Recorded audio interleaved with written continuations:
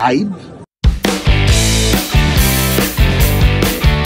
حبس نيشان والسبب ياسمين عز. ياسمين عز نشرت على حسابها الرسمي انها قدرت تنتصر على نيشان وتحبسه. تعالوا نعرف ايه الموضوع. الموضوع ابتدى في شهر 5 اللي فات السنة اللي فاتت وقت اقامة المنتدى العربي، لما ياسمين عز غابت عن جلستها في منتدى الاعلام العربي، ووقتها كان مقام في الامارات. ووقتها حب يهزر نيشان ان ياسمين عز اتاخرت عن ميعادها في الندوة، وقال وقتها قدام كل الحاضرين: وين ياسمين؟ اكيد بتحضر صوتها الشتوي. والكلام ده حصل، وطبعا هنا كان بيتريق عليها لانها ما حضرتش.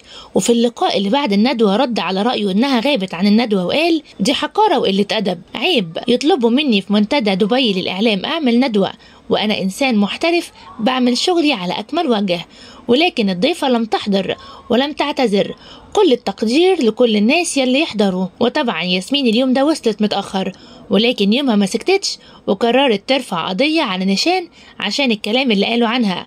والنهارده أعلنت انتصارها عليه ونشرت على حسابها الرسمي وقالت: صدر الحكم في 29/4/2024 بإدانة المتهم نيشان ومعاقبته لما نسب إليه من سب علني لشخصي أنا ياسمين عز. وصدر أمر من نيابة دبي بالقبض على المتهم نيشان تنفيذا للحكم. غير أنها ظهرت في برنامجها النهارده واتكلمت عن كل اللي حصل، وأودى في النهاية لمعاقبة نيشان عشان سبها.